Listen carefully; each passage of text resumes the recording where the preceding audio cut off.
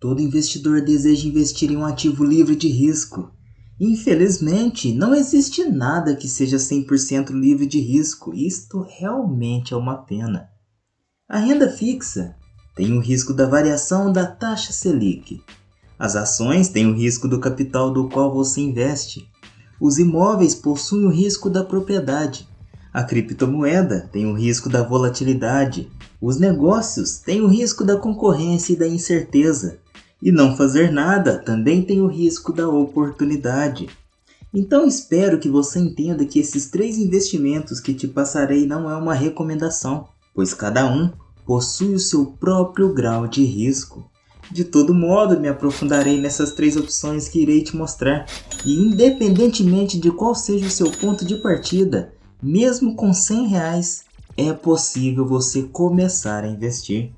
Sendo assim, o que o melhor investimento de longo prazo precisa ter? Primeiramente, a gente precisa pensar em 3 coisas básicas. Olhando para o futuro, claro que não dá para a gente prever qual vai ser o próximo Bitcoin da vida. Mas a gente pode reunir 3 pilares essenciais que vão nos ajudar a não fazer cagada. E não necessariamente será o melhor investimento, mas com certeza estarão entre os melhores. Sendo assim, nosso primeiro pilar é o risco controlado, o segundo pilar é o retorno adequado e o terceiro pilar é o imposto ajustado. Então, para mim, esse é um tripé extremamente importante para eu poder começar a identificar aonde vou alocar o meu capital. Risco controlado, retorno adequado e imposto ajustado. Começando pelo risco controlado, o que seria? Na verdade, é que não importa o quão cuidadoso você seja, ninguém pode eliminar a volatilidade de um investimento por completo. E essa oscilação acaba fazendo com que os investidores abandonem seus investimentos antes da hora ou acabam comprando em momentos errados. Em segundo lugar, vem o retorno adequado.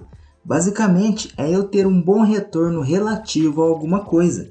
No caso das ações, o retorno relativo seria em comparação ao Ibovespa. No caso dos fundos imobiliários, seria em relação ao IFIX, por exemplo. Então você pode encontrar retornos que parecem que foram ótimos, mas nem tanto. E também retornos que parecem que não foi lá aquelas coisas, mas foi incrível. Por exemplo, numa queda de 50% da bolsa de valores, a sua carteira caiu somente 10%. É um exemplo de um resultado incrível, mesmo que você tenha engolido uma perca temporária. Por outro lado, numa alta de 100% da bolsa de valores, a sua carteira subiu somente 20%. Parece até que o resultado foi bom, mas nem tanto se comparado ao mercado. Então, entenda que o retorno adequado é o retorno relativo a alguma coisa, para nós sempre termos parâmetros de melhoria. Agora falando sobre o imposto ajustado. Para você que está começando, basicamente você nem sentirá o imposto. Você geralmente, então, negligenciará esse imposto. Nem passará pela sua cabeça fazer um planejamento tributário ou economizar nos impostos. No curto prazo, esse impacto é quase invisível, então é isso. Mas no longo prazo, 20 anos, 30, 40 anos, o impacto desse imposto negligenciado vai ser substancial para a sua carteira. Então é necessariamente importante que você encontre um imposto ajustado para a sua carteira. Mas como já diziam os sábios, se preocupe com o problema que você está passando agora, que é como começar a investir e investir melhor. Assim que passarmos dessa fase, vamos atrás de reduzir os impostos com melhores opções. Então pronto, como nossa primeira opção temos as ações. A ação é um pedacinho de uma empresa que é negociada na bolsa de valores. E quando você compra uma ação, você passa a fazer parte dessa empresa, podendo receber um percentual dos seus lucros. Uma das formas de ganhar dinheiro no mercado de ações é quando o preço dessa determinada ação subir. E a outra forma, e a mais esperada por todos, é quando houver a distribuição dos lucros entre os acionistas. Essa parte é o que a gente geralmente chama de dividendos. E caso queira investir R$100 em uma ação, por onde então você poderia começar? Você necessariamente, lembrando que não é uma recomendação de compra, poderia começar a investir em empresas de setores perenes E o que seria isso? Setores perenes são empresas que fornecem serviços do nosso dia a dia, aqueles serviços que precisamos recorrentemente. Sendo assim, temos empresas de saneamento básico, empresas de energia, os grandes bancos, seguradoras. Então, se você não sabe qual ação comprar, recomendo que comece estudando os setores perenes, pois essas empresas são as que possuem maior probabilidade de te acompanhar por um longo período. Agora vamos pensar naqueles 3 critérios que buscamos ao escolher o investimento ações. Risco controlado. A volatilidade total do Ibovespa foi de 93%, ou seja, ela oscila pra caramba. Então é necessário ter um certo grau de estômago e objetivos bem alinhados para não fazer cagada nesse mercado. É claro que você pode controlar esse risco, por exemplo, alocando seu capital em empresas de setores perenes e também diversificando sua carteira. Comparativamente, o seu risco é sim maior, mas se formos olhar para o retorno, por exemplo, desde 2012, o Ibovespa rendeu algo em torno de 90%, o que em média dá 6,6% ao ano. Então, meu caro, se você tem ligeira noção desse mercado, vale lembrar que esses números são uma média da rentabilidade nesse período em todo o mercado, onde teve empresas que foram muito bem e se multiplicaram em várias vezes, como também empresas que foram muito mal e perderam o mercado. O que irá prevalecer nessa opção de investimento é você escolher boas ações pensando na multiplicação de capital no longo prazo. Por isso, o retorno desse investimento tende a ser um retorno inúmeras vezes maior do que o que você investiu, justamente pelo fato dele possuir mais risco. Agora, sobre o imposto ajustado, você praticamente é isento de imposto de renda nos dividendos, o que é ótimo para nós investidores. Então você pode realizar vendas de até R$20 mil por mês em ações, que você também é isento de imposto. E caso você ultrapasse essa marca de 20%, você acaba pagando um imposto de 15% sobre o lucro que você teve na operação, sobre o lucro que você teve nessa venda.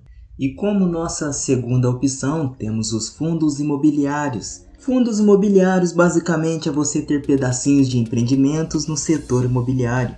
Na prática, é como se um imóvel ou vários imóveis fossem divididos em várias partes e você pudesse negociar cada uma dessas partes com outros investidores. Essas partes possuem um nome e elas se chamam cotas.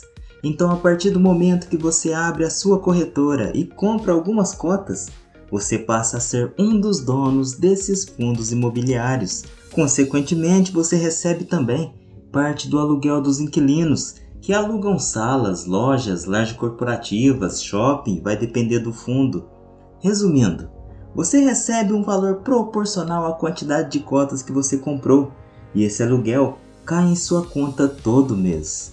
Então, sobre o seu risco, bom, a sua volatilidade total foi de 32%, relativamente um risco menor se comparado às ações, com um retorno médio desde 2012 de 6,9% ao ano. Novamente, lembrando que esses números são uma média da rentabilidade nesse período, em todo o mercado de fundos imobiliários. Para saber exatamente quanto você ganhará, é necessário saber em qual fundo imobiliário você vai alocar o seu capital. Olhando para os impostos, é também um cenário bastante competitivo, já que os seus rendimentos também são isentos de imposto de renda. E geralmente, quando você compra esse imóvel, você espera que o rendimento mensal seja o mais limpo possível, o que é ótimo para os cotistas. E caso você venda uma cota de fundo imobiliário, você pagará um pouco mais que a ação. Ao invés de 15% sobre o lucro, você estará pagando 20%. Porém, os fundos imobiliários são ativos que a gente dificilmente vende, pois a estratégia aqui é o acúmulo de cotas a fim de gerar renda passiva todos os meses. Como nossa terceira opção, temos o Tesouro Direto. Ao emprestar seu dinheiro para o país, você pode escolher sobre quais formas ele irá te remunerar. Pode ser através do Tesouro Selic, de um tesouro pré-fixado, através de um Tesouro IPCA. O risco nesse caso é extremamente controlado. Basicamente, O seu maior risco é se o Brasil vier a quebrar, o que é bastante improvável. Olhando para os retornos, o retorno atualmente da renda fixa tende a ser muito bom, inclusive pelas opções disponíveis no mercado e a alta taxa de juros. Apesar de não possuir o poder de multiplicação de capital no longo prazo, como as ações e fundos imobiliários, o Tesouro Direto também é uma ótima opção para os investidores que querem sair da poupança e buscar uma opção de investimento que seja segura e com um bom retorno. Vale lembrar que em alguns títulos o nível de volatilidade acaba sendo maior ou menor, já que estão atrelados a taxas como Selic e a inflação. O imposto nesse caso seria bom ou ruim? A verdade é que depende. Existe uma tabela regressiva, onde quanto maior o tempo que você deixar o seu dinheiro rendendo, menor será o imposto a ser pago, começando com 22% sobre o lucro, depois 20%, depois 17,5% e parando, enfim, em 15%. A parte ruim, nesse caso, é que com o vencimento dos títulos, você terá que investir em novos títulos, renovando o seu imposto. Agora, o que faltou para você, hein? Você tem algum investimento em mente que você acredite que seria interessante para um iniciante? Considerando, claro, os 3 pilares fundamentais: risco controlado, retorno adequado e imposto ajustado. Bom, comente aí embaixo. Caso esse vídeo tenha te ajudado de alguma forma, considere se inscrever e deixar o seu like. Lembrando que os materiais necessários para consumo estão sempre no primeiro comentário fixado. Este vídeo é somente para fins educacionais e não tem intenção de recomendar compra ou venda de ativos.